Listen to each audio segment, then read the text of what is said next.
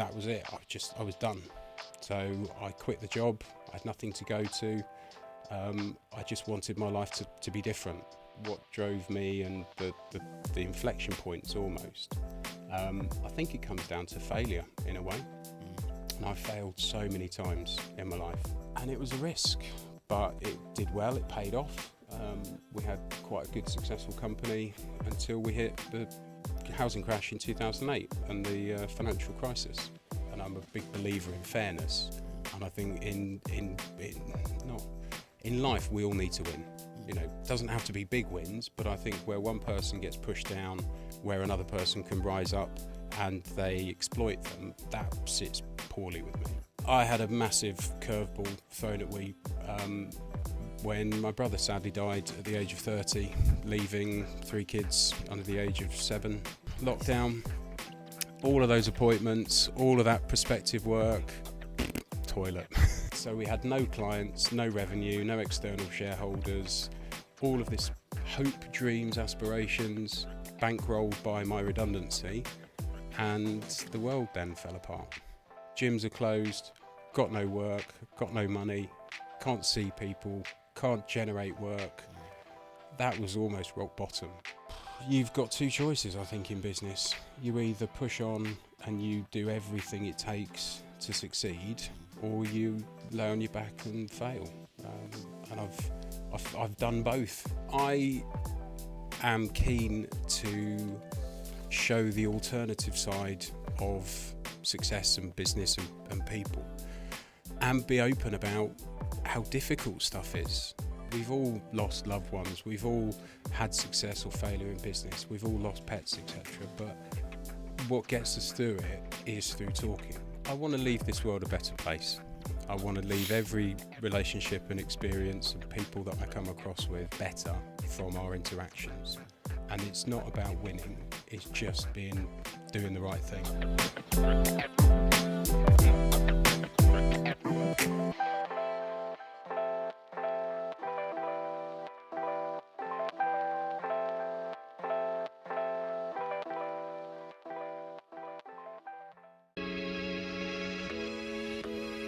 I'm on a mission to help the world to see success differently.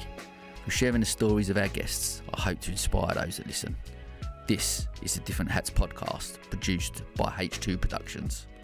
I hope you can join us on this journey.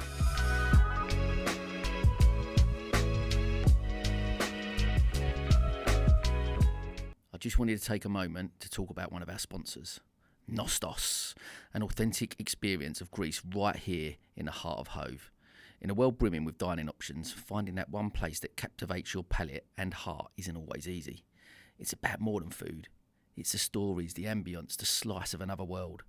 This is the essence of Nostos, an award-winning Greek restaurant. With traditional recipes passed down through generations, each dish promises a story and a piece of heritage. And Nostos is more than just a restaurant, it's a community contributor. Each dining experience supports initiatives close to their heart, from local charities to cultural events enriching Brighton and Hove's social fabric. They also provide catering services, bringing Greek cuisine to your personal events. For a taste of Greece without leaving town, visit nostos-hove.co.uk. And when you do go, say Sam recommended the feta nests. Oh my God, they are amazing. Okay, welcome to another episode of the podcast. My guest today is a founder of Servo Private Wealth, a man that is helping people make the most of their money and live the life that they want to without fear of ever running out of it. I'm delighted to welcome my good friend, Mr. James Mallinson, to the podcast. How are you, mate? Very well, thank you, Sam. How are you? Mate, very good actually. Delighted to have you on. Been looking forward to this one. We've had this chat so many times personally. To finally come and do it in a studio with it being recorded and stuff. Feels like we've said everything before, but I'm looking forward to it. Thank you for the invite. No, look, like you say, many a time, usually over after a wine or two potentially, but which we're on the water today, so we're all right. But yeah, we've had many a great conversation about everything, life, business, and all sorts. And I'm really excited to share your story today. So look, as always, mate, we're going to go right back to the beginning. Yeah, I want us to share a little bit about James Mallinson's life growing up, about your childhood, something about that sort of maybe shaped who sits in front of me today. Big question. And I've had the benefit, I suppose, of listening to some of your other guests, and you've had some amazing people on. So big shoes to fill and acts to follow. My own childhood, growing up and stuff. I suppose one word to describe it, and sort of sitting actually through therapy with my own struggles in the past. A word to describe has actually been a bit chaotic. I'm one of 5 kids. There's myself, my older sister, and my older brother, who my mum had with my dad. They got divorced when I was about 4 or 5, and then my stepdad and my mum had 2 other children, my younger brother and sister. But I didn't really remember living with my dad. My older brother went to live with my dad straight away, so we were kind of a fractured family from quite early on. And then mum and my stepdad, they had some financial issues. They got the house repossessed right back in the 90s, and dad then took a job. We were living up in Hertfordshire. He took a job down in Horsham, and then we moved down to Horsham. I was about 6 or 7, something like that. And I think within the space of 9 years, we lived in about 13 houses, went to about 4 different schools. So chaotic is kind of an apt word to sort of describe growing up. Chuck in a bit more of complexities. Mum had found religion, so going from being a regular family celebrating Christmas and birthdays to suddenly she became a Jehovah's Witness, and then suddenly we don't get those sorts of things anymore. It was quite a difficult time, I think, to have change, conflict, pressure, worry, lots of stuff to deal with for a young kid. What was then like? I guess like how was you at school at them times? Like, what was that like? Did you have a good school life? Was it good going and maybe getting away from the chaos that was at home? Or talk to me about that. I was a bit of a loner. I didn't really fit in or make many friends because of the moving home, because of the isolation with the religion. We weren't allowed to mix with other people. There was a lot of bullying. You're kind of already an outsider joining a school class halfway through a year or moving to a new area. You don't do the after school clubs with people. You don't play sports with people. You can't go to their houses after school. So school wasn't really a place I particularly enjoyed. I wasn't very academic. The school system up in Hertfordshire, maths, I'm still awful with maths. Despite having a master's in finance now, I'll put my hands up. Maths was never my strong point. Practical maths and understanding business is great, and I love it. But the way that I was taught maths originally back in Hertfordshire to then move down into the Sussex system, I was probably 2 years behind. Didn't know my times tables, whereas everybody else in the class did. So that made it difficult. I excelled in some things, so I was good at English. But yeah, didn't particularly enjoy school. And then going to an all-boys school up in Horsham, not the kindest place. I think when you're surrounded by sort of 1,500 boys, you don't play football. You don't mix with people. Weekends, you're knocking on their doors, talking about religion with your parents. It's not going to make for an easy life, and it certainly hasn't done. And then, I guess, like, what I find strange, I guess, but how I would describe you, like listening to that story, and then you see how you are now within the business community, make friends easy, got great at building relationships. Your business is based on building relationships and getting people to trust you, and you've got that natural skill and that natural ability to do that. How have you achieved that, coming from when you look at your childhood and how you've just described it, where you didn't have a big group of friends and you have struggled in that sense? How have you navigated that?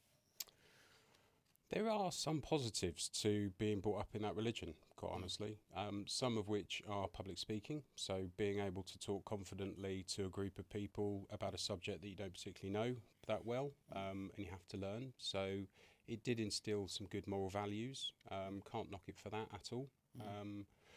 The ability to go and talk to strangers. If you're knocking on someone's door trying to talk about being saved by God and an afterlife that may or may not happen, you're going to have to develop quite a thick skin and some confidence. So I think the positives from the religion has definitely done that. I think also how I am today is more come from working and being in business, and that drive and passion to succeed and not fail, quite honestly. I think I've seen quite a lot of failure, quite a lot of hard times and struggle in my life, where my mum and dad got divorced. My dad didn't take it well. He became an alcoholic and then lost his leg with diabetes. So kind of seeing and having a fractured relationship with my dad, where for the first few years of the divorce, we would sort of do the alternate weekend, step parent child thing. And then my dad and I lost contact completely. My sister and I didn't feel safe staying with him. A log fell out of the fire one day. House started to sort of have a bit of a fire. We were 8, 9 years old, obviously very scared. And from that point till I was about 15, I didn't speak to him, didn't see him. So again, it's all of these influences and experiences shape us to who we are today. And you can either use it as fuel to make yourself better, or you can use it as like a fire blanket to dampen you down and prevent you from getting somewhere. I think I've always been motivated and always wanted to succeed. And even back when I was at school, although I didn't make many friends and have that sort of many friendship groups, I flitted between people, and rather than making lots of deep relationships where people do, I know you still do when you go and see your schoolmates and you go out for beers and stuff, I tended to sort of find groups with things that we had in common at the time. So I was massively into raving when I was younger, still am. So I'd have my raving friends. I'd have my drinking friends. When I got to secondary school, I then started playing rugby and did fairly well at that, and had the rugby guys. But they weren't sort of deep and meaningful relationships, and that's something that I really try hard now, is to have deep and meaningful relationships, perhaps because I didn't have them when I was younger. I remember back when I was at secondary school, a group of mates were going out for a curry or a beer, and I wouldn't get an invite, so I'd sort of go and book a table at the restaurant by myself, hoping to sort of be brought in, because it was quite a lonely and isolated place to be, but I wasn't going to let it stop me from almost sort of barging my way in. Quite honestly, I almost think I've kind of done that in the community in Brighton. Starting the business in 2020, I didn't know many people. We couldn't mix. We had lockdown. But since then, I've chucked myself in with both feet, and the whole community, yourself, everybody, has been so welcoming. And I think that's the lovely thing about the business community, what you do here with sharing people's stories. People want to help nice people. And I think if you give and you share and you're kind, people will repay that tenfold. I completely agree. I completely agree. Obviously, I'm a big advocate for community and exactly them things that you've said. I guess that for me, the things you've just highlighted there, the reason that you have integrated so well into the business community is because you're a nice person and you are willing to help and support, and just being able to go and have a chat to someone and for me, and we've mentioned this many times, and this is one of our biggest ethos: people buy from people. I guess I find it really fascinating to listen to your story and the background and that upbringing and those challenges that I would say mine come naturally to me in that sense, because that was me growing up. I had a big group of friends and I played football and I was in them sort of circles. So that my business life has almost mimicked what I was like, I guess, growing up, whereas yours is a contrast, I guess, to that, which is an amazing development. I guess for you, looking at it going, like you said, sometimes we get put in situations where you can either come out of them and thrive, say, I'm not going to carry on down that route. I'm always keen to explore, like, people. I do always believe, and through tough times or whatever, but we do have a choice at some point, don't we? And it's what, I guess, keen to explore. When was that for you, where you are, I'm not going to go down that path, especially, I guess, from a religious side? Was there a point where you just went, Mum, that's not for me? I think I was probably about 14 or 15, and the rules of the religion, the way things you can and can't do, I got to an age where I was old enough to stay at home and not have to be looked after or be left by myself. Again, I wanted to do things and experience things that weren't conducive to their rules. Sex, drugs, rock and roll, women, all the fun stuff that we kind of want to do as teenagers. And I just sort of said, no, it's not for me. Your version of paradise, your version of living forever in a particular way is not mine. So I want to be free to go and make my own choices. And what was their response to that? They respected it, which was good. They still respect it. It still doesn't stop my mum or less so of my stepdad, but trying to have a little chat. A couple of weeks ago, we went up to the football. I took Dad. He's been a lifelong Man U fan. And I was lucky enough, he got diagnosed with cancer a couple of years ago, and I wanted to do like a once-in-a-lifetime thing, so I took him up to Man U, we got a box, and he said it was one of the best days of his life, which was amazing to be able to do that for him. But it didn't stop my mum at one point during the afternoon trying to have a chat with me about religion, so she still tries. And bless her, love her to bits, but I need to take my parents in little chunks, and little and often. Sorry, not little and often. It's a difficult relationship, but it doesn't stop me loving them. But I think back to what drove me and the inflection points almost, I think it comes down to failure in a way. And I've failed so many times in my life, lots and lots of failure. Didn't do particularly well in my GCSEs, failed my maths GCSE 3 times, I still only have a D. Not ashamed to say it. Hey, good for you. Again, more than me. I've got the masters in finance, and I've worked really hard to do that. But it's all come outside of the education system. I left college after a year with nothing because I just bummed around, turned up, didn't do the work, didn't go to university. So having not been to a particularly good school, it was a state all boys school. No college education, no university education, to then go and now run a finance company, have a successful career in the city. I've just had to work really hard. But I think failing college, at the end of the first year, the tutors sort of brought my parents in and said, look, he's not done anything. He's either not been here or he's not been here in the right frame of mind. You got 3 choices. You either retake the first year, you do the work over the summer, or you leave. And I'd already had some summer work lined up where I was going to be going doing some labouring and some jobs and earning money, and that to me was more important. So kind of failing in the education system and then going into work, that then led on to getting another job which was fairly well paid, did all right. That got me headhunted into recruitment, which was my very first proper job in London.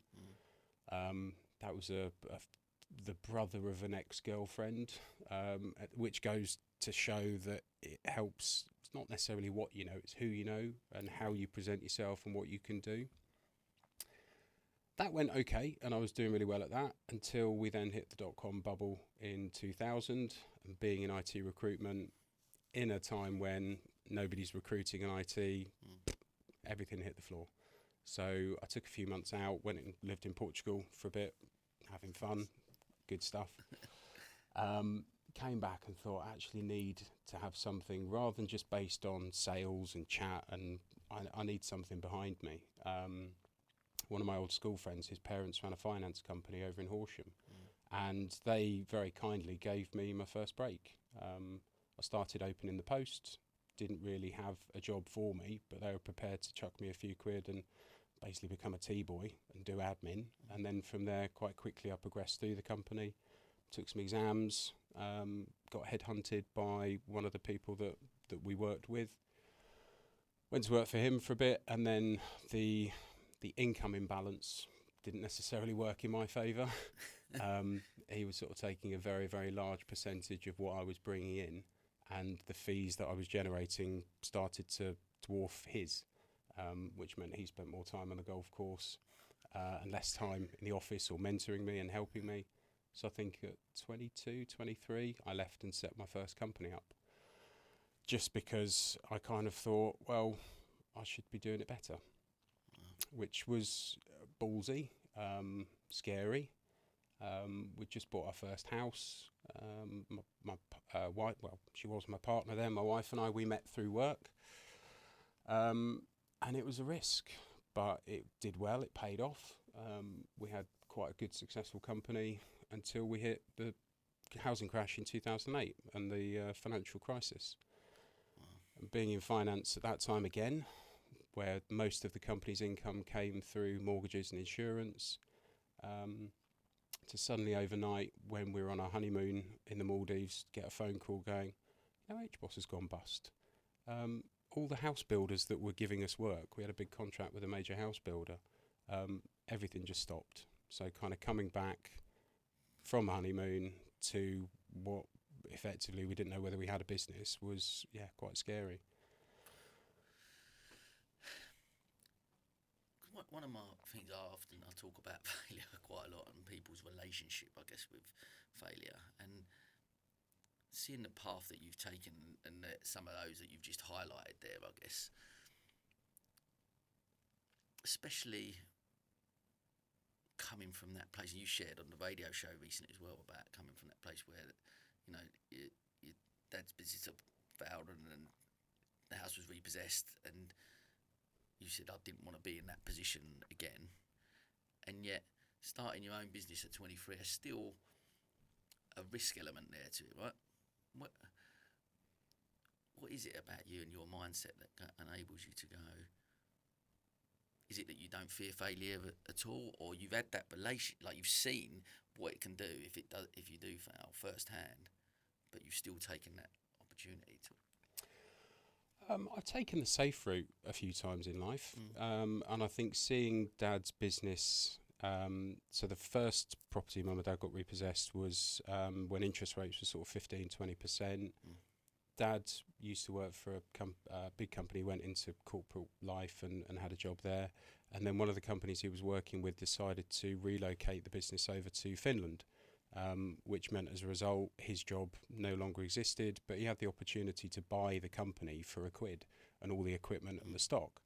And he probably shouldn't have started a business, quite honestly.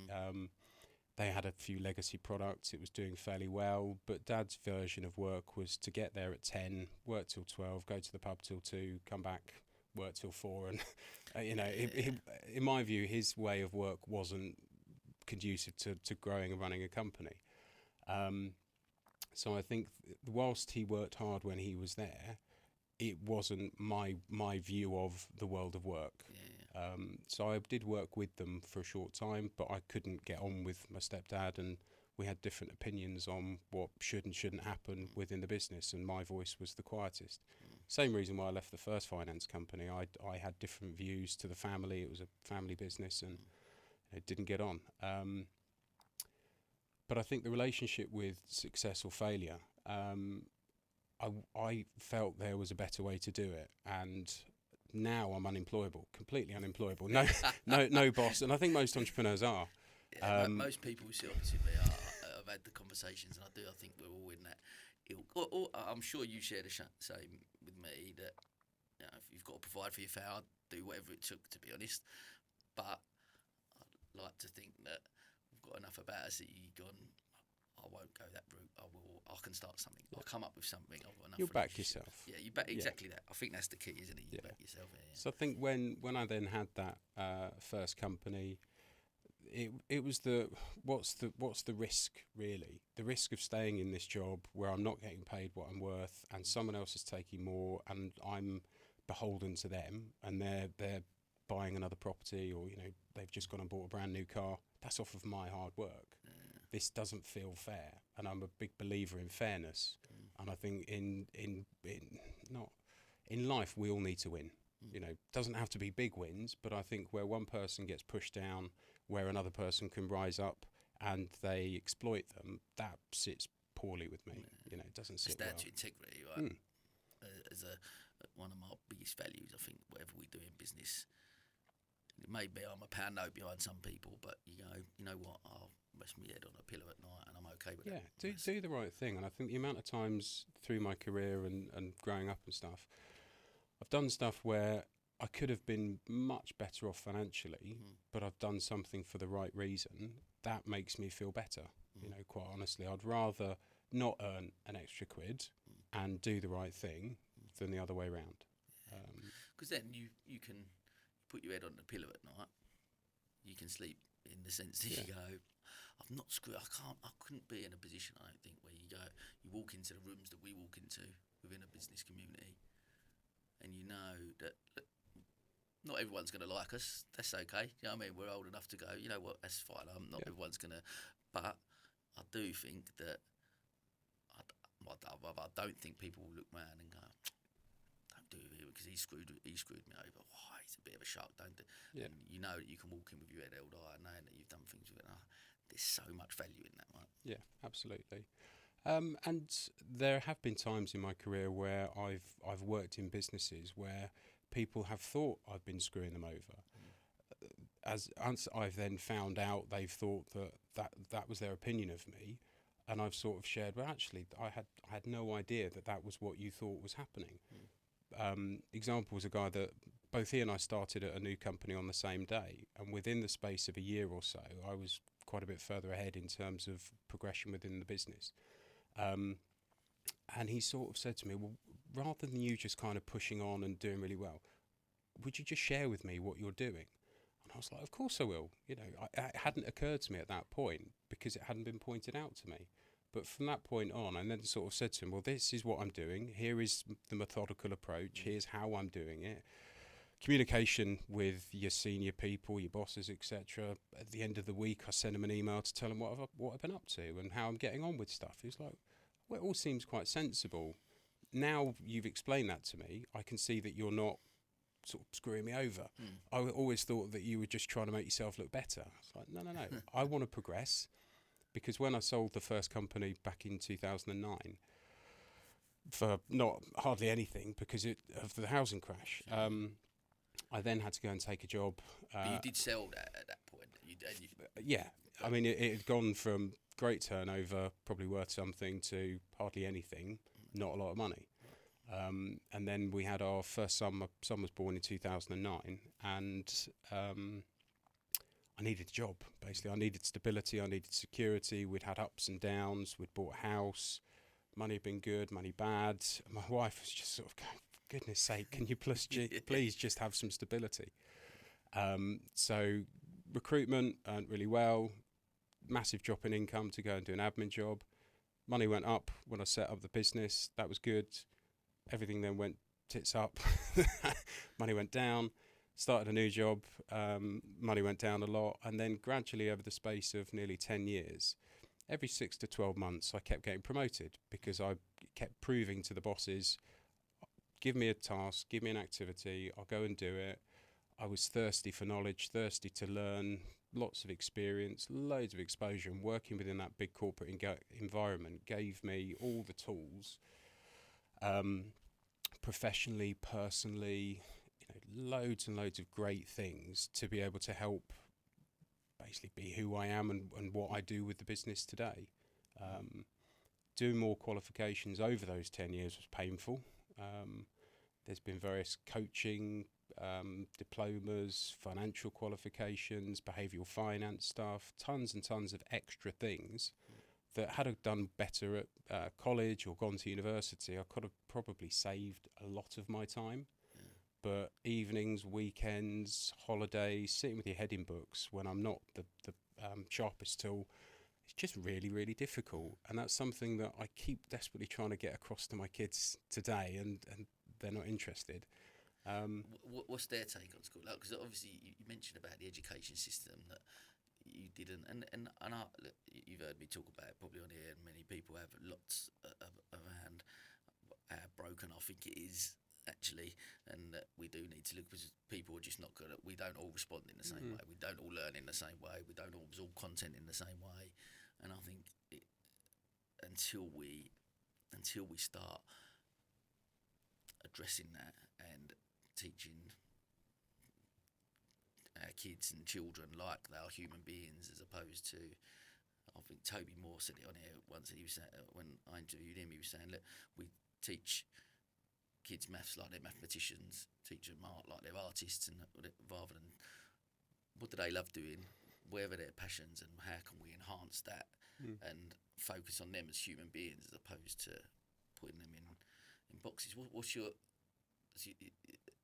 kids with the education thing at the minute? Just not.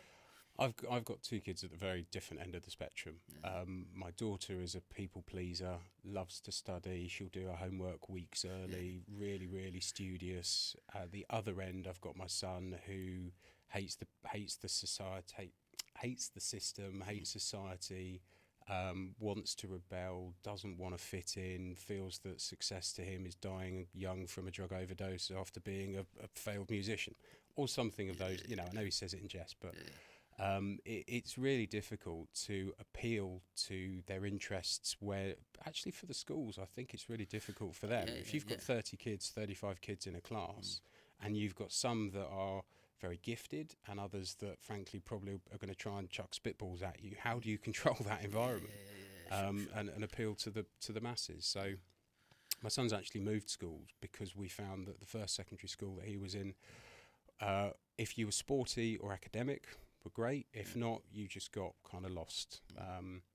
Finding the right school for your kids, I think, is really important. And mentoring, trying to pair. We've now paired my son up with a mentor within the school, which is kind of looking out for him, trying to help. That's been quite useful. Finding what they enjoy, and maybe if maths isn't necessarily your subject, that's okay. It wasn't mine. But finding different ways to appeal to practical maths, for example. Maths is always one that people either love or hate. I still hate it, even though I do it for a living. But I have gone into schools, I've given talks and things, both at national conferences with people like the Law Society, the Bar Council, about pensions legislation, all this stuff. I remember sitting in front of a client she was a very top lawyer at a top 100 law firm. She wrote the pensions legislation that then became law. And I was sitting in front of her talking about her own pensions, and she didn't have a clue. She didn't understand what these things meant. And I think this is where if we try and talk to the human about this is what money is, this is the practicalities of maths, here's how you apply it, here's what you're going to need, whether it's in engineering, all of these buttons you've got in front of you have got numbers on them. What do they mean? How do we then explain to people the correlations between doing this and doing that? How do you run a bank account? How do you open it? That's really what's important, and the schools don't touch on this. And because every time I talk about it, I do think it sounds like I'm really bad. And like I said, I'm not coming. I'm saying these sometimes negative things, and it's broken, but I'm not necessarily coming with a solution because I haven't got the answers. That's the honest truth. I haven't got the answers. I do think that the way the curriculum's set up, which is quite archaic, is still, like you said, we're not. How many jobs that are not even been invented yet that our kids are probably going to do, but we're not, like things like coding and like you said, more practical skills that we can about life, that we could, mortgages, and if you're going to talk maths and finance, why not exactly that, pensions, and talk about stuff. I had no idea about income tax and all of them things leaving school, and what does it take to get a mortgage, what does that look like, and all of those things that if we was to encourage that in schools more, that we'd go into the world and we'd be creating the next generation a lot wiser than we were when we come into the world, right? I think it's the link that's broken in my mind is the academia and commerciality. Now, I don't know if you remember a few years ago, there were lots of university courses that suddenly became available. You can go and do a course in surfing. You can go and do a course in, I think they did one on the Spice Girls or something. It's like, how useful is that for people to go and earn a living? And whilst I'm not against studying for studying's sake, I understand the building blocks that it puts in place of being curious and learning and developing and proving to employers that you can kind of add value to their business. We've actually got to start showing our kids and the education system that you do need to be commercial. And I said this on the radio show recently, if you want to have a life where you spend your hard-earned money going on holiday to Butlins, that's absolutely fine. If you want to shop in charity shops and that's your lifestyle aspirations, great, no problem at all. Realise actually how much money you're going to be earning to do that. If you want to go on holiday to Barbados and drive a BMW or whatever, you're going to need to have something that can help you get there. How do you understand your pay slip? What types of money do careers pay? Give the kids those tools, those education early on, so they can start to then perhaps focus their attention on those things that are going to be able to give them what they want. It's not a popular opinion because it does kind of almost sort of pushes people into commercial routes. And the number of lawyers that I used to work with, we work with lots of the top 100 law firms, starting with the junior associates all the way through to the senior partners. The dropout rate from the associates who, particularly females as well, that had gone into law, they'd studied at university because they thought they wanted to be a lawyer, whether it's to change the world or earn a lot of money. When they were doing it, they hated their job, they dropped out and then went into social care or nursing or other stuff. So I can see the pros and cons of both of it, but I think we need to be give people more education about the link from life, commerciality, what does money do, what does it mean, how you earn it, how much of it goes, and where does it go. Us across the board. You know, if you want to be an artist, great. Are you going to sell your art, or are you just going to do it as a hobby or passion? At the end of the day, we've all got to have somewhere to live and eat, and getting that across the kids sooner, I think, would be useful. Okay, I'm just going to say something about one of our sponsors, Riverval. The world of cars, vans and minibuses is often a pain point for many of us. The hassle of finding the right vehicle, let alone looking after it, are all more things to add to our lists as busy people. Riverval's mission is to make motoring manageable, and that's why they provide leasing, purchasing, servicing and vehicle management. So whether you have one family car or a fleet of vans for your business, Riverval are your trusted vehicle supplier. Visit www.riverval.co.uk. Okay, let's jump back to the podcast. Yeah, that's a really interesting subject. I do, because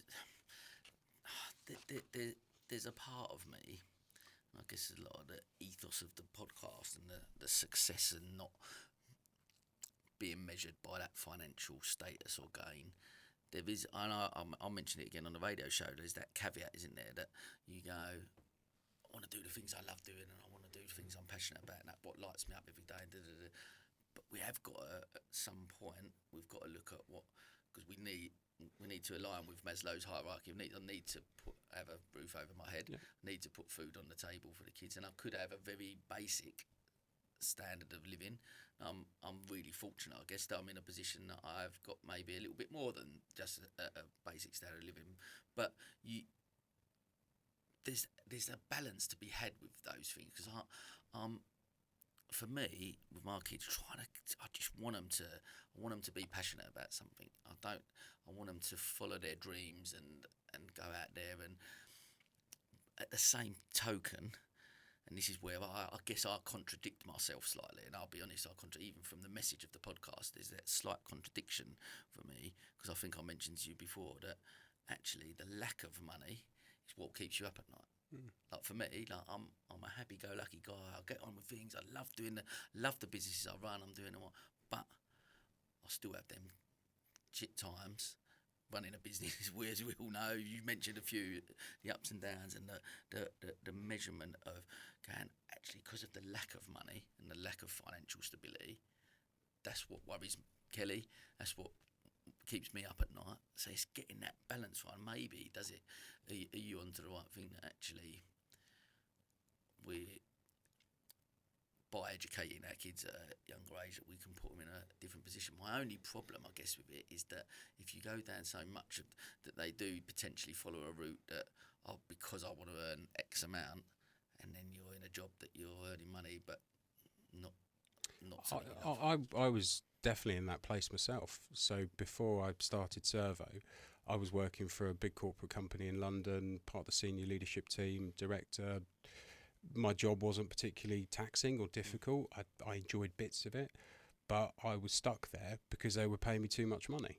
I was having a lovely, from the outside world, getting paid loads of money, but I hated it, basically. I was desperate to leave.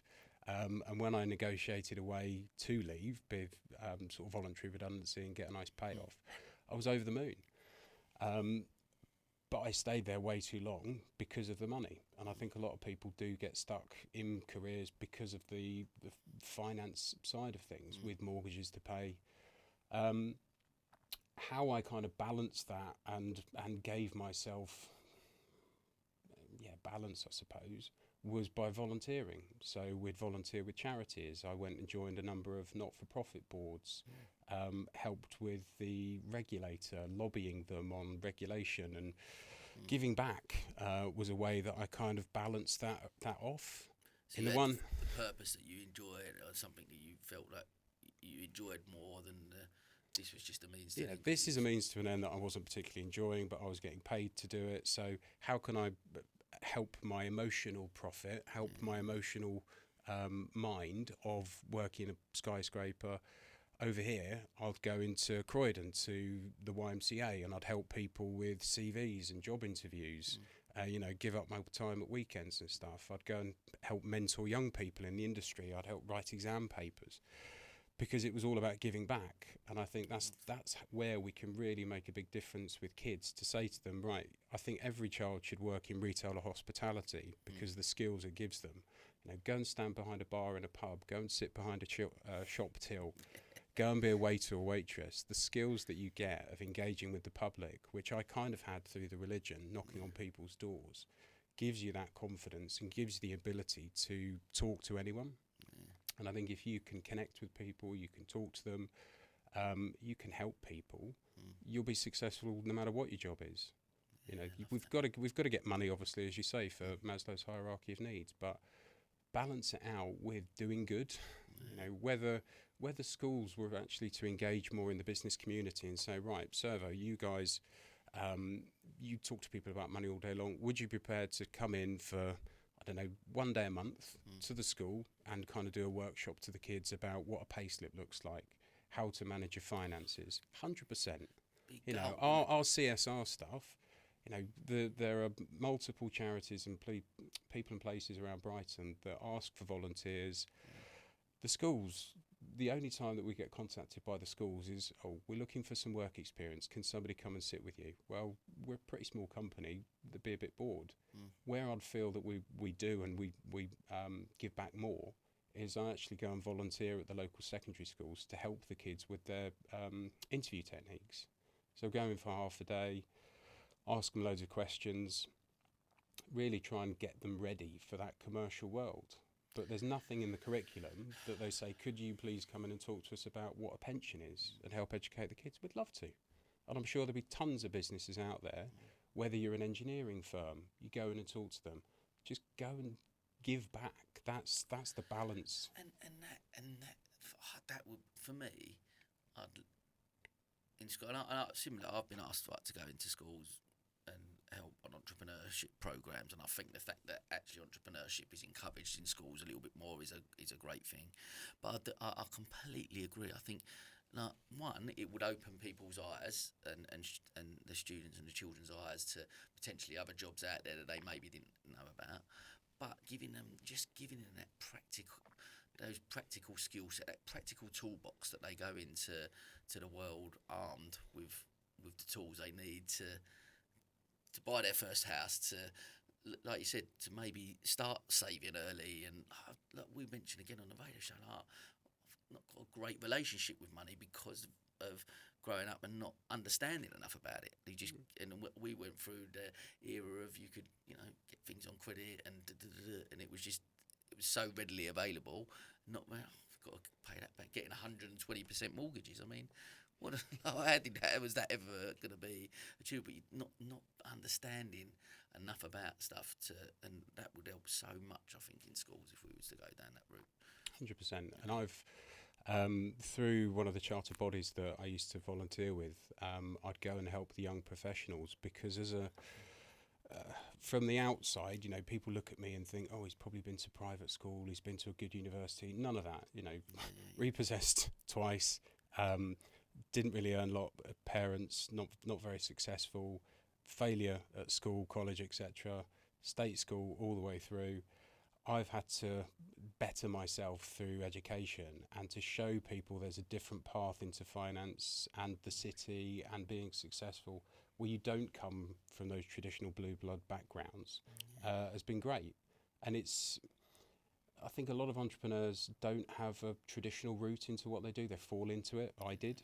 Happen to enjoy what I did and have just engineered my way now to a business that I get to do what I love, which is sitting with people, talking to them, finding out what their dreams and aspirations are, helping them get there, and give them a bit of love and support along the way as well. And my son on the way to school yesterday was saying to me, "What's your week look like, Dad?" I said, "Well, Tuesday I'm supposed to be going to a networking event with nice food and drink. Wednesday I've been invited to the football. Friday I've got the cricket." He's like, "You're a dick." I said, "What do you mean?"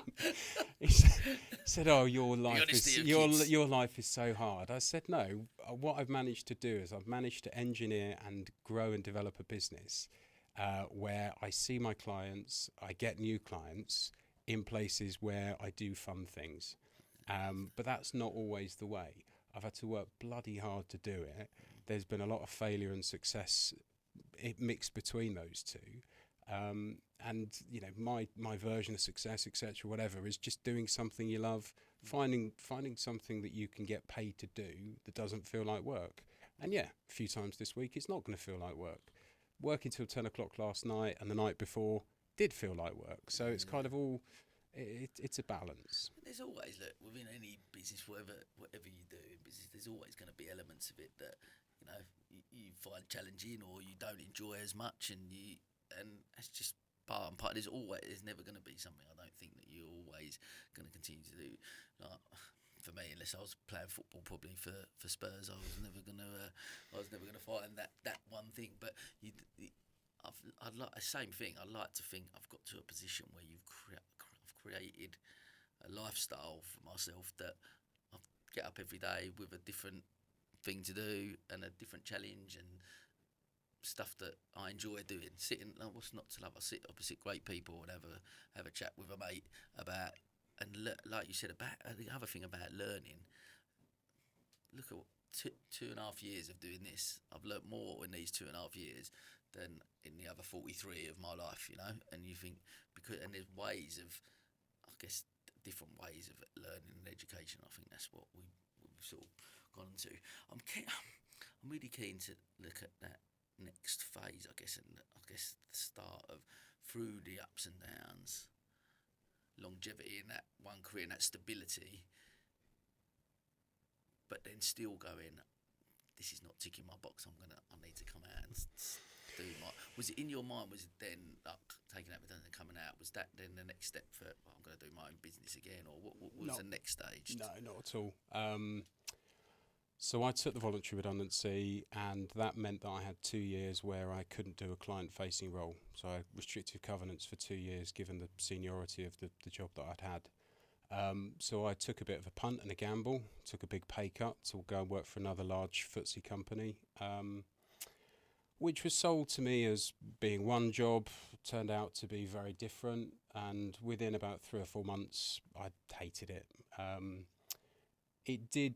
I did have quite a lot of good learning and training within that job. So they put me through a diploma in coaching and behavioural management. So it was useful for one side for that, to again grow, develop. But I'd already started looking around for other jobs. I had a couple of job offers to go and work for similar organisations, chief operating officer, strategy, sales director, all those sorts of things. But I had a massive curveball thrown at me when my brother sadly died at the age of 30, leaving 3 kids under the age of 7. It sadly transpired, he'd taken his own life, and it was really, really hard, quite honestly. I had a breakdown, no question. On the day that I found out, we were there up in the morning. It was a Sunday. Had the Monday off work. Back in at work on the Tuesday, because I had a big conference to deliver. Hadn't given anybody else the notes, so I stood up in front of 200 people, delivered the day's presentation, and then that night went on a bender and just got absolutely smashed, because that was my coping mechanism, which is unhealthy. And I've taken lots of therapy since then, but I kind of realised that I didn't want my life to look like that. I didn't want to be striving to be a chief exec or working in a boardroom or for a big corporate company.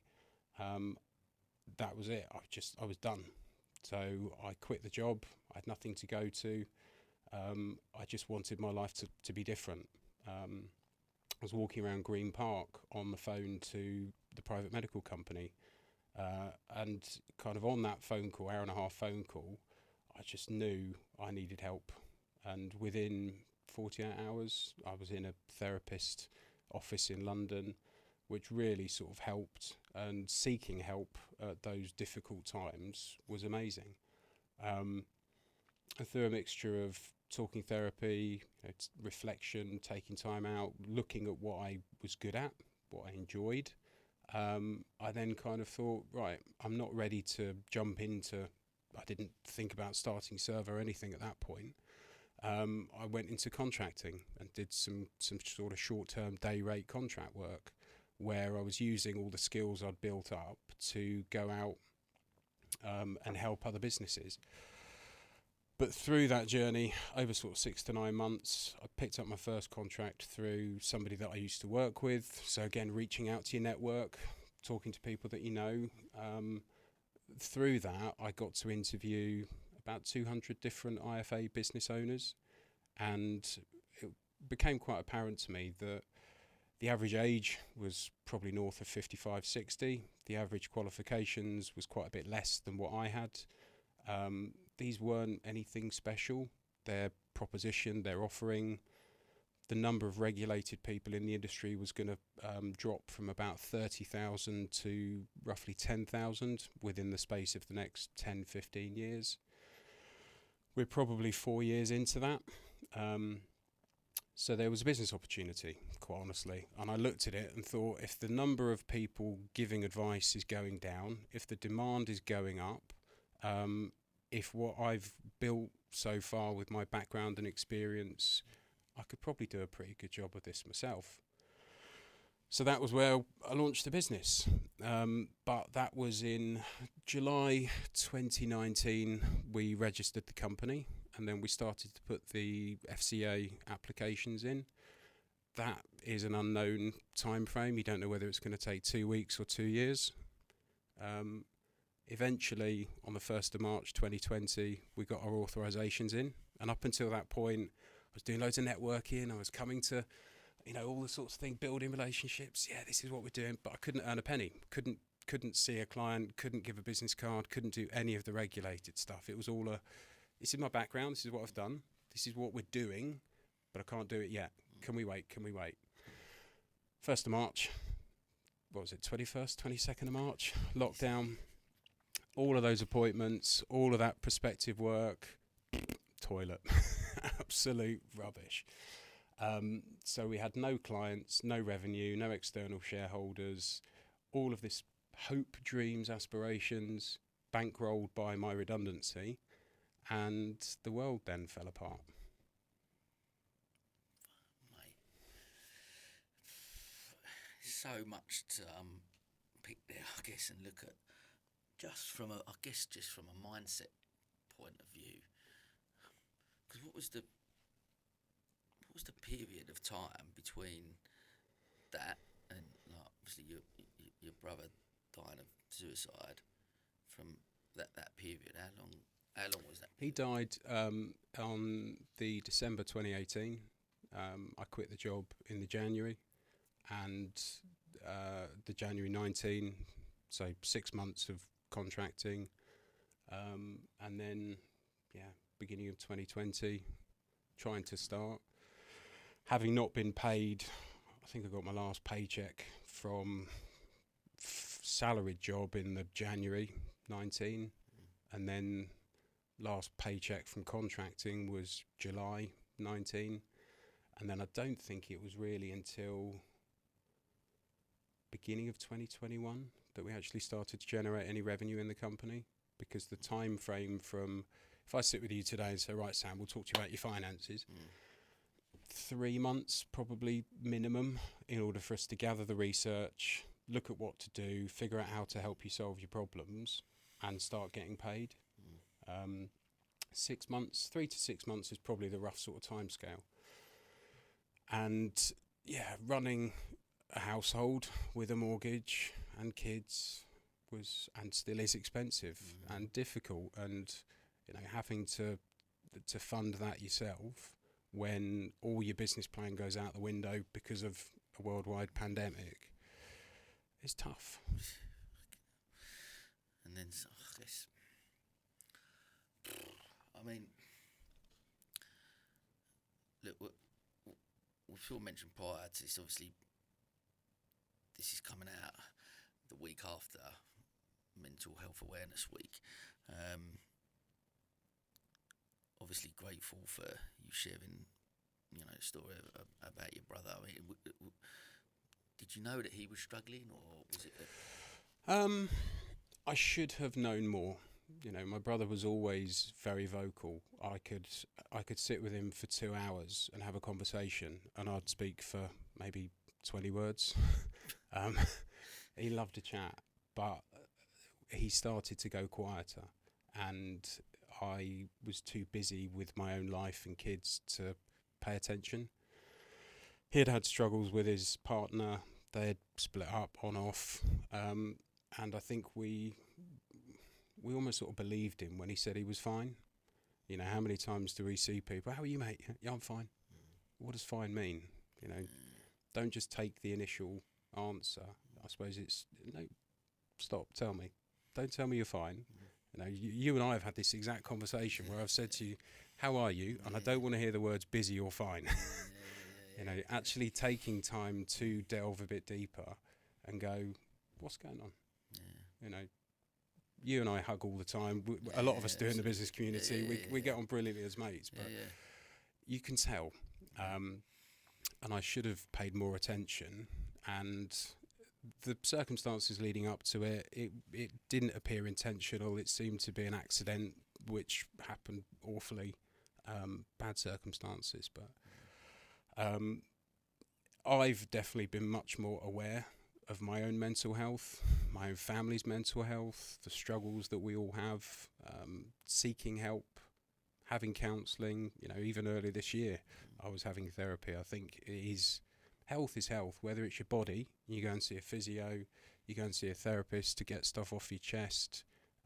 I've had various health issues over the course of the last 10 years, breaking both my ankles, operations, all this other stuff. I think a lot of people probably first knew me and saw me in the Brighton community going around on a knee scooter. That was a good look. That was a good look. Rocking up at a boundary club on you, mate. It was memorable, and I think it's it actually probably helped me sort of stand out a bit, trying to get to know people. If you're a suit and stuff in a room, you're not really going to stand out. If you rock up on a knee scooter, people are going to remember who you are. The downside was that for 3 months, because I couldn't drive, couldn't walk, I just basically got drunk all the time. So it didn't help on that front. So when I was meeting people again, I couldn't remember their name. I'm sure I got this from who that is. No, so again, it's back to those coping mechanisms. And mine over the years have been good, they've been bad. But trying to figure out healthier ways to deal with mental health and stress and pressure. Exercise for me has been one of the biggest sources of comfort. Skiing, I used to love doing that, still do. I went back in March for the first time since I broke my other foot. That was tricky, I was a bit nervous and scared, but just being on a ski lift, going up a mountain, for me it's the happiest place I can be. The serenity, the calm, the scenery, the beauty, it's just it's just transformative. And I know you enjoy your sea swimming, going out there when it's flat on or on your paddle board, just doing something refreshes you.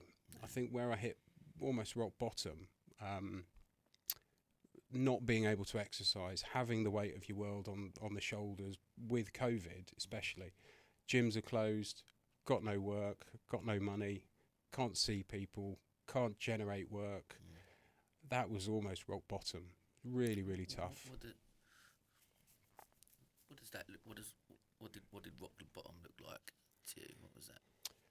Not knowing whether we were going to have to sell the house and move, to somewhere cheaper. I think it became in my house, my wife and I at 5 o'clock every night when Boris came on the TV would open a glass of wine. I think a lot of people became sort of semi-alcoholics or full-blown alcoholics.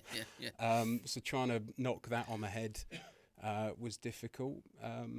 Trying to remain positive for the family and the kids when I had no idea what was going on. See the savings going down and down and down, the income not coming in. It was a very, very scary time. So we're thankful we had some redundancy and some family money, but yeah, that doesn't last forever. And you've got two choices, I think, in business. You either push on and you do everything it takes to succeed, or you lay on your back and fail. And I've done both in the past, and I know which one I prefer. So I chucked myself in with both feet as much as I could, not being able to walk properly. Off my scooter. And I think just reaching out and trying to do stuff and make those friendships, relationships, offer to help people, do a lot of pro bono work, write articles, generate interest, be different. I think in my industry, a lot of people in my position are 55, 60. They do wear a suit. They're there to flog a product to people, or everybody knows as somebody from a well-known franchise that's been in the news recently. There's pros and cons with everything, but I think not turning up in a suit, being the age that I am, showing people and giving a lot without asking for anything or trying to make them invest money in a particular product was refreshing, and the support and the reaction that we've had from the business owner community that is our sort of target market has been phenomenal, and we're really grateful for people such as yourself and lots of others, a lot of your other guests actually. We love the people that we work with, and it now doesn't feel like work because it's just fun and enjoyable. Mate, I guess getting back to something I reflect back on the earlier part of the conversation about getting to a point in our lives where we haven't got to make a choice. Like you said, you had the same at school and in your childhood, and you could have let that pull you down, and you took the other route. I'm gonna succeed. Through, I guess, back to our toolkit, that where things life has thrown at you has given you a lot of tools to be able to get through. So when you get to that point and you make that choice, well, I can lie here or I can carry on going. Because was there a point during that period where you've obviously made the other choice, but was there a point where you thought, this ain't gonna? Was there ever the thought of I need to try and get another job, or was there them thoughts? Did you discuss that with your wife? Were them points there, or was it just, you know what, I'm going to make this work, no matter how I'm going to make it work? I think it's always been I'm just going to make it work, and part of that comes from the determination from growing up when, mum and dad's business had failed, we had no money, we're having to move to another property because we haven't paid the rent or something, and it was just awful. And I almost sort of vowed to myself at that point, I will never want this for my life. I don't want to be in a car broken down at the side of the road, getting my kids to get out of the car and push it because we can't afford a car. We can't afford to go on holiday. We're shopping in charity shops. That to me was a big motivator to not be like that. And I know it comes back to the money side of things, but putting that aside, failure has not been an option. And if I had to, of course I'd go and get a job. Whether it would pay enough to give us the lifestyle that we've got or wanted, etc., different story. But I know it would come with other trade-offs. My life now, I get up every day, I go to the gym, take my son to school, I'm home, I cook dinner every night, I love cooking. When I was in London and working around the country, I was away 2-3 nights a week, driving 40,000 miles. I'd be flying to Edinburgh or Glasgow every other week for 2 or 3 days. I wasn't there, I wasn't present, I wasn't seeing my kids grow up. And part of the motivator for not going and taking another job was because I could do those things. So yeah, if I had to pay the bills, of course I'd go and get a job. I'd be in London 5 days a week. You know, I'd be doing 60 hours a week in work. Whether my marriage and kids and life would survive that, who knows? It's not something I ever wanted, which is why I wanted to step away from that world, because I want to be here. I want to experience life and live it, not just be a number and a cog in a machine in a big company. So pushing on was always there. Love that. And look, sometimes as well, when you look at failures and you go like, I mean, there's challenges we face in life, in business. Global pandemics, no one saw that coming, right? Who can prepare for that? You can put all the things in place like what you was doing, and no one can prepare for that. But actually, still being able to go when you're in the thick of it, and like you said, all getting to that potentially rock bottom period. I think it's for anyone listening, especially around, like, I guess, the mental health, when anyone says a couple of things I take from what you've said. One, that there is a choice. We have got a choice. Asking for help is such a thing, and I'm still guilty of it myself, not being great at it. I talk about it a lot and preach about it. I think it's such a important thing to be able to do. And do you think that now, obviously, with what happened with your brother as well, you're better at that? Do you feel like you're better at that, asking for help? Or? Sometimes. One of my staff actually said to me last week, "You're very different." I said, "What do you mean?" She went, "You're so open." I said, "How so?" It's like you just say stuff that not many people would or do, and I didn't know whether to take it as a good or bad thing, but I think I took it as a good thing. So I am keen to show the alternative side of success and business and people, and be open about how difficult stuff is, and to say to people, take help, and to offer help, and to not bottle it up, and to talk about going to therapy, and to share with people when I'm having a tough time, because we're people, you know, and people, you know, you said it earlier, people buy from people. It's not about buying, it's actually just creating those human connections and putting a support structure around you, that if you do notice your mate's not having a great time, just being there to go for a walk. You know, during lockdown, going for a walk was great. And I'd go out with mates and we'd go for a walk around the field with a dog. You know, losing my dog last year, that was horrendous. Absolutely horrendous. I miss my dog more than I miss my dad when my dad died the year before.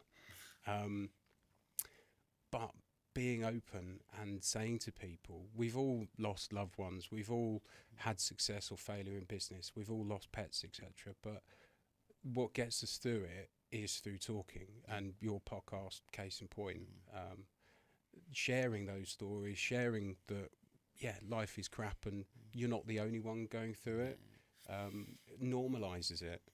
And I think the poison that is social media that exists today, I deleted Facebook years ago, hate the thing. Trying to give our kids these TikToks, whatever, every Snapchats, if all they're being pushed on is life's great, life's great, life's great, look at how wonderful this person can do a stupid dance, or, you know, that's not real life. And my daughter said to me not too long ago, she was like, I feel rubbish. So why? I just, I don't feel happy. Well, that's normal. Not being happy 24/7 is normal.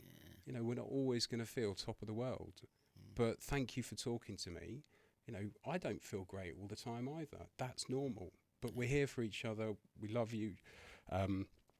What can we do to try and give you the support, the love, the experiences, etc., to get you in a better place? So whether that's putting your kids in therapy and helping them through that, if you haven't got the tools to do it, giving them experiences and opportunities with sport, depends on what their interests are, or even just kind of having a family meal every night, which is what we do, sit around the dinner table, which is why I love cooking and being home, and I wouldn't be able to do that if I did go and do a job in town. This is Gio. Gio runs a scarf company. Gio doesn't see the need for telecoms. Everybody uses mobiles now. But can a mobile really be a business phone? Gio is having coffee with a client, Gabby. Well, actually, Gio prefers acacia leaf tea. But what happens when someone calls? It could be a big new deal. Surely it would be rude to take the call? But many people hate leaving messages. They may just call a competitor instead. What can Gio do? The answer is simple. Turn the mobile into a business phone. With the Go Giraffe app, Gio can quickly transfer the call. Or, before the meeting, Gio can simply use the app to divert calls.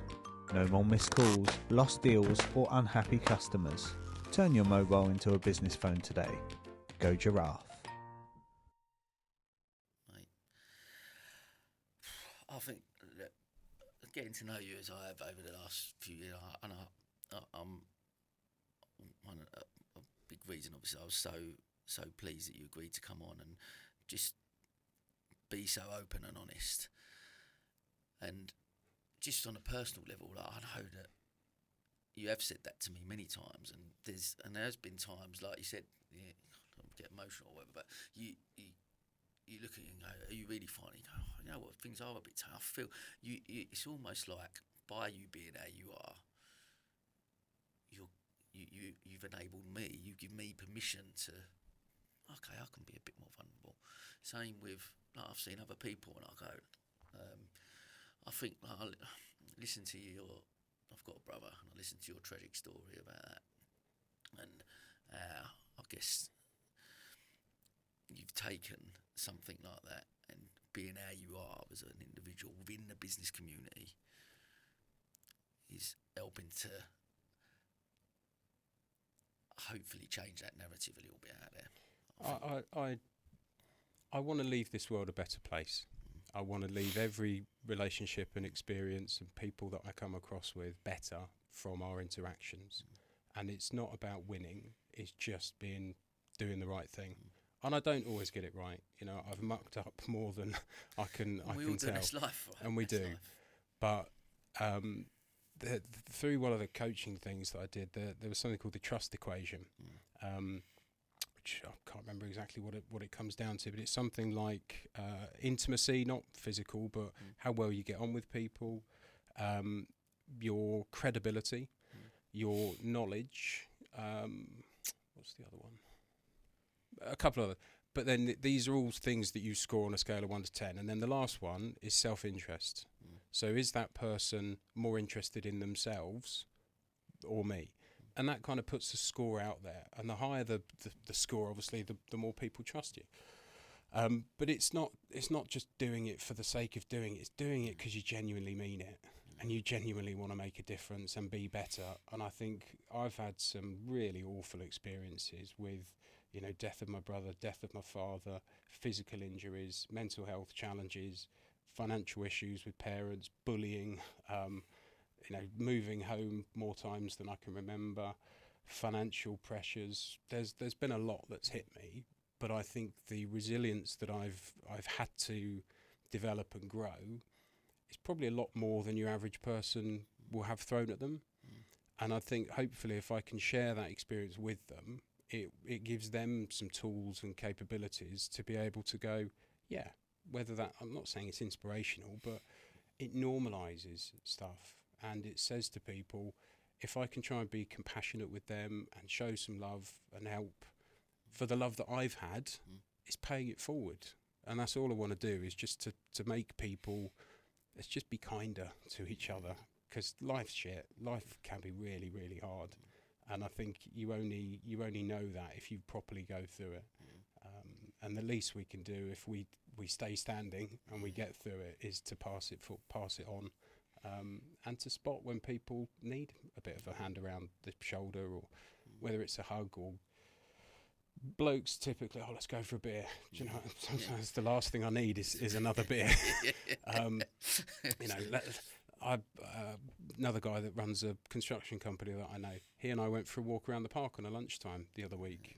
You know, saw each other in the gym, had a good chat, both having a bit of a difficult time. Right, should we go for a walk? That was way better than going for a beer, because the traditional, even in lockdown, you couldn't do it. We need to find different ways of helping each other. You know, go out for a swim with you, go on your paddleboard. Lindsay and I, we met for a business chat in the gym, sat on a bike, had a chat next to each other. It's different ways of actually trying to give back and support and show that love. That's what we need to do. Mate, well, listen, I can tell you 100% that you just mentioned that, I don't know if it's that inspirational, 100% it's inspirational, I promise you. Inspired me, and I know it will some of the listeners. Just for you to, like I say, for someone who's prominent within the business community, and you've come on and shared openly and honestly and shown that vulnerability, not just here, not just this conversation, but like I said, and the reason that we get on so well, and I think I've connected on a deeper level, because we have had these type of conversations, whether it's been over a glass of wine or whether it's been a breakfast meeting or whatever that looks like. We've feel, like I said, it's almost by you being how you are, you gave me permission, and I know many others as well, to do that. And that, for me, that is so inspirational and such a powerful thing to be able to bring within the community. Because if we can, as we've mentioned, Mental Health Awareness Week, if we can normalise these conversations a little bit more, then that tragic statistic of 84 men dying of suicide a week, hopefully that starts to come down. 100%. You know, I never want that to be an experience for a brother, a mother, a father, a child. It's horrific, and you know, it was a pivotal point in my life. It was an inspiration for starting the business, and I'd have wished my brother could be here. I do now employ my brother's best friend. He was employee number one. Wow.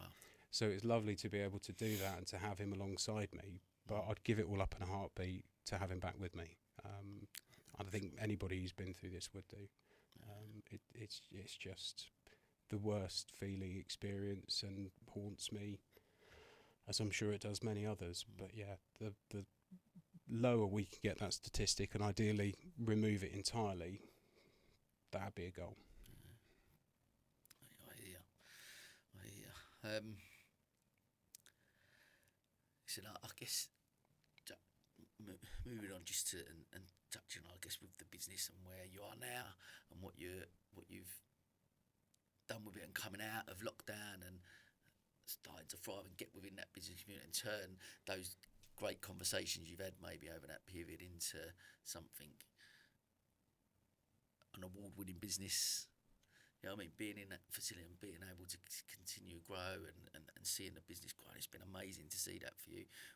Talk to us a little bit about where you are now and how you're helping people with their financial position and stuff. So I obviously did my research, saw there was a gap in the market.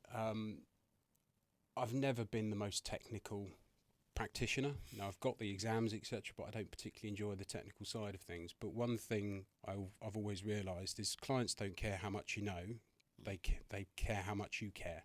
And trying to put that across to people in a different way and doing things differently to the way the industry's always done it. Giving people a lot of information for free at the beginning was great.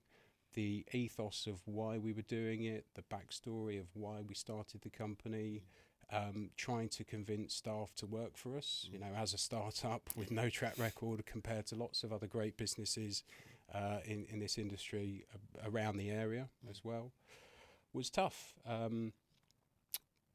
But it's been about consistency. Do what you say you will, do it well, do it at a decent price, deliver, rinse and repeat. And I think showing that to whether it's the award judges, prospective clients, existing clients, not just seeing people and forgetting about them. A lot of the clients that we have, we bump into 2-3 times a month. A couple of events that we're going to be at this week. We see our clients through things like this, the networking and stuff we do. I don't really personally want to work with your average, anybody, because where my experience comes from is to work with really difficult circumstances and tricky things and the niche. Working with professional athletes and musicians and top lawyers and footsie bosses, etc. We've worked with some really, really high profile people, and with that comes a particular set of circumstances that your average Joe in the street will never really need or want help with. So I think bringing that to the community here, where they haven't got to go into London, or they're not going to be working with people who perhaps don't come across those circumstances all the time, it's been great and I've loved it. It was really interesting to bring on board a trainee. You had Chris Nash on a few weeks ago. One of Nash's ex-teammates, Will Beer, now works for us. What a great and guy. and that was lovely to be able to take him on a training program, put him through his exams, mentor him, help him in the industry, and give him a second career where he'd never even thought about it before. I'm mentoring another lady in financial services who is the friend of a client, and originally they got in touch just to kind of ask me a few bits of information. We now have regular checkups every 2 or 3 weeks, spend some time on Zoom, help her with her career, which I do because it's nice to give back. Putting that across to the staff as well, making everybody feel that it's their company, monthly team nights out, sharing the success. We had another awards event recently. I sent 2 of the staff. I didn't even go. It shouldn't be all about me. I've been putting the work in, but I want it to be about the company and the staff and the clients, and to make it more of a community, because I should be the least important person in the business. When you first started, was you clear that was the business that you wanted to create? That type of culture? 100%. Really? Yeah. From doing the research, sitting with 200 plus people who run businesses like this, and seeing what good looks like, seeing what bad looks like, there's some really, really bad things out there. But yeah, I've always wanted it to be more than a single advisor firm. I don't want to have an army of advisors. That's the last thing I want, because I think there's that Goldilocks sort of size. Working in London, I had probably 150 client relationships. I knew everybody's voice on the phone, knew the families, knew what their favourite drink was. So taking that approach, but not then... I got a bit fed up of admin, quite honestly. That was one of the reasons why I hated the job in London. For every fee earner, we would have one administrator and a quarter of a technical report writer. My plan here, we've got 2 fee earners and we've got 6 back office staff. So our balance becomes much more swayed to the support and the service, rather than getting the fee earner to be filling in forms. It was a way that it was cheaper, quite honestly, for the larger corporate to run it that way. But to me, that was never the best way to give service, which again makes me unemployable, because we're probably over admin heavy for where we are at the moment. But with any business, you've got to look 6-9 months down the line. We've grown. First year, growth was huge, because you went from 0 to a bit. Obviously, that percentage looks quite good. We've grown probably 150% every year since then. But it's not been without its challenges, because with the growth, you then reinvest, and then you move to bigger offices, where we're happy where we are now. One of the staff had a bad back, so I then had to go and get sit-stand desks for everybody. That comes at a cost. You know, computer gets nicked or broken, you've got to go and replace that. There's always a cost coming somewhere. But I've always wanted to reinvest because I wanted to grow, wanted to get to a decent size as quick as possible, so I can kind of focus on doing more stuff that we all enjoy. I love that. And one thing I'd be keen to just tap in, like with especially like some of the high net worth people that you have seen, is there any common characteristics that you've noticed between people? And I'm gonna go flip it completely out. Talk about success, but if we are basing it on a financial status and some high net worth generally when it comes to financial wealth, have you noticed some similar characteristics between those people? Because if business, sorry to jump in, but if at the moment, the reason I'm trying to change that narrative around it, but actually society still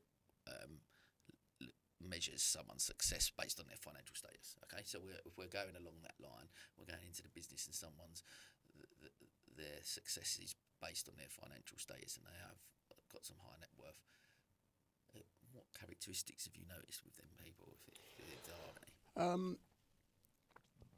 They're all motivated, obviously. You know, they're all disciplined.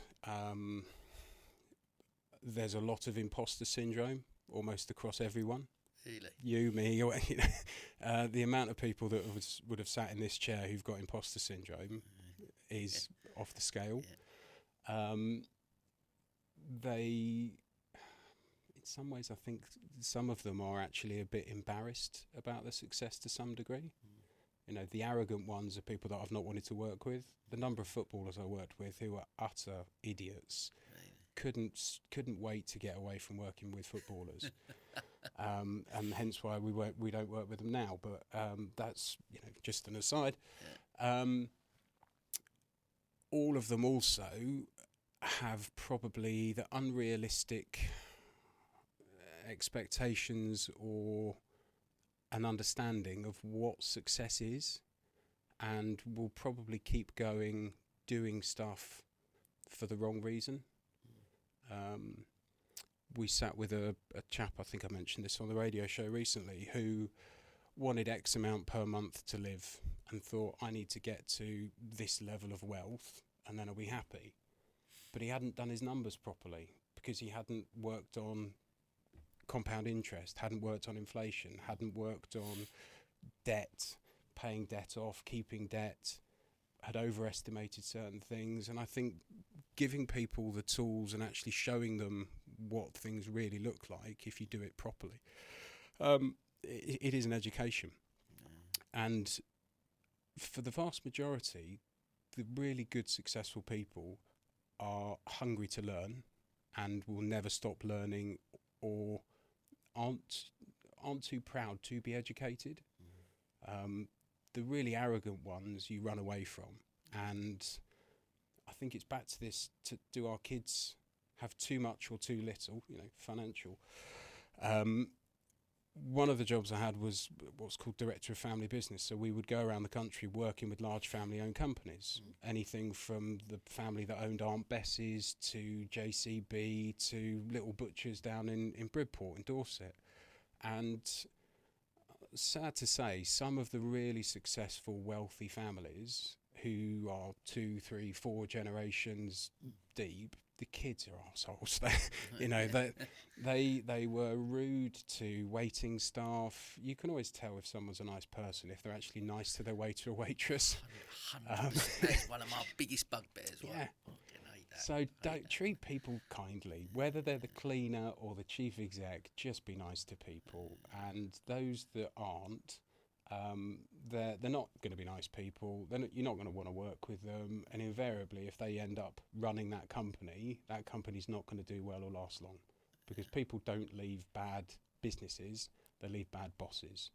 And I've always wanted to be a good boss and to have staff that will put in the extra effort. If I give them time off to go to the kids' school plays or get their hair done or go to the doctors or the dentist, whatever, they'll make it up. They'll put that back in spades. So be a good boss. Don't be a dick. One of our good friends has got no dickheads on the wall of his office. Love him to bits. And it's a great line. We have it in our company now, which is where we have what's called the beer test. If we won't go for a beer or a meal with a prospective client, we don't want them. Same people that we work with who introduce work to us and stuff. If I'm not prepared to spend time with you socially and get on with you as a human being, I don't want to work with you with your finances. And it's rare we've had to turn people away. But there have been people that we've absolutely said, no, this isn't the right relationship. But working for a big corporate, you don't get that luxury. You go and work with whoever you're told to, or you have to generate £1 because you're targeted. I've never given the staff targets to say, you must do X. We've got KPIs in terms of quality and making sure we do the right thing and the paperwork's right. But in terms of growing the numbers and growing the business, I'd rather get the right people that we work with, both staff and clients, rather than just grow for the sake of growth. Love that. Oh, great. And look, and especially even the message from that, from someone that's in financial services and talks about financial wealth or financial stability, and in so many ways, listening to you talk about the business that you're growing, that it's not based around of course you've got to have money to pay the bills, to pay the staff, otherwise you haven't got a business. Of course I understand, but the things that you're mentioning about the level of customer service and the level of quality control that you've got there, and looking after people, because you're right. You mentioned Pam Locke, who we know, who was episode come out on Monday, and she was. She said exactly that. The biggest reason that people leave jobs is because of bad management. That is the biggest reason that people leave jobs, is bad management. So you're creating something where you've got that strong culture, and wanting to not only work with the people, but the clients as well, and the people you surround yourself with align with your values, right, and what you're trying to achieve, and that's something special. I mean, we've tried to do it in the business. So I've always left jobs either because I wasn't paid enough, I didn't like the job, or doing what I was told to do. There's or bad managers, etc. So we have ownership within the business. So again, all staff can participate in a bonus relative to the company's performance. So that's not just fee earners. With the fee earners, they get an ownership in the company and their clients as well. So from day one, from a proposition perspective, being independent, we can work with everything and anybody out there. So hopefully it's not because we don't have a good offering to clients. And just showing people and giving them that flexibility and love and support, that is what we're trying to do for the staff, the clients, and be here for the long term. So, yeah. Listen, it's been, like I say, it's been great to see the business grow and see you win awards, and brilliant to obviously have you on and see that journey. Listen, we're coming towards the end of. I'm so glad. It's been a fascinating conversation. Like I said, I knew it would. One of the many that me and you have had, and I'm glad that actually we've enabled lots of other people to listen to it as well and be able to share it. Last few, just as we finish off, as always, where you've been, all that you've been through, where you are now, where you're going. What's your definition of success? I think I said it earlier. Leaving people and the world in a better place from you being here.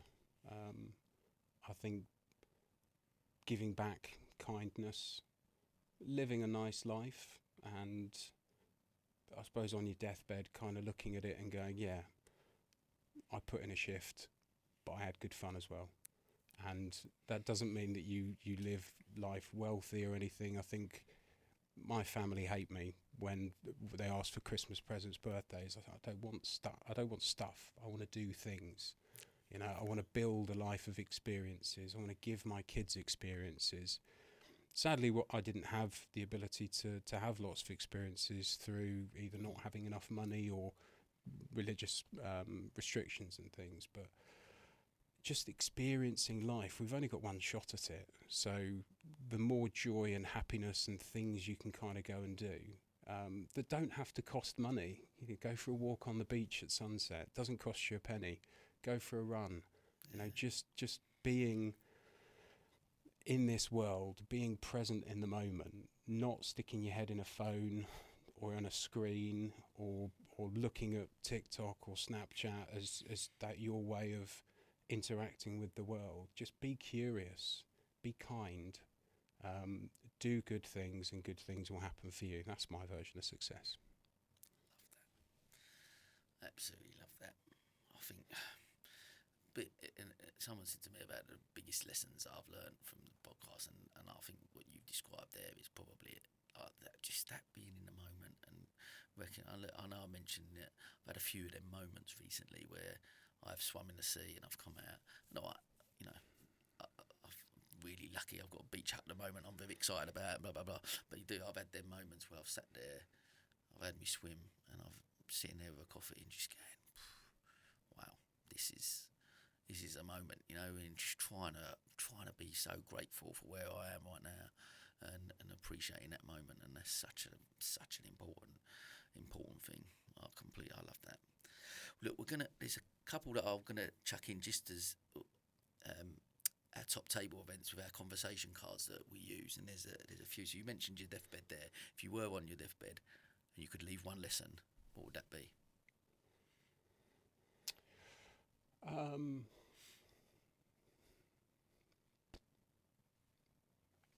think just try. It's better to try and fail than to not try, and who knows where you'll go. You know, I get this across to my kids all the time. What's the harm in trying? You know, why not? Don't try and convince yourself in why you should do it. Just why not? Just say yes. You know, there's that film that was out recently, Yes Day. Give your kids a yes day. Just try. What's the harm in giving it a go?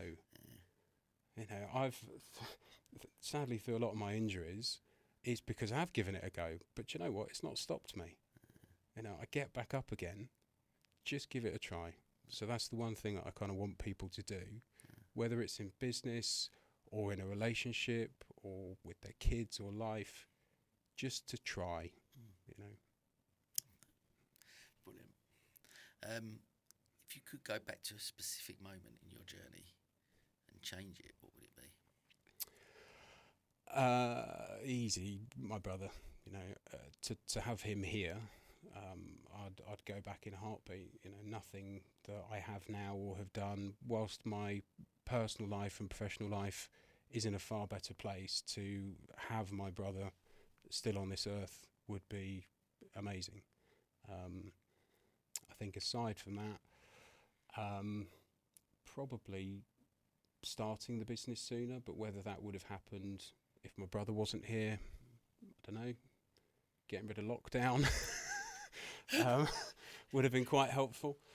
Yeah, there's quite a few, but unfortunately we haven't got a time machine. We can't change the past. We've just got to look ahead and keep ploughing on. Mate, listen, thank you so much for, honestly, your openness, vulnerability, your honesty. I mentioned it earlier, but it really is inspiring, and just for being just such a wonderful human being within the business community and becoming actually a very close friend, and I'm grateful for that. So thank you for coming on and sharing your story. It's been amazing. Thank you, Sam, and again, same thank you to you for being a friend. I know we've got emotional at times, and I've really enjoyed today, and I'm honoured to be a friend and part of the community as well. So thank you. Amazing. And that, as they say, sir, is a wrap.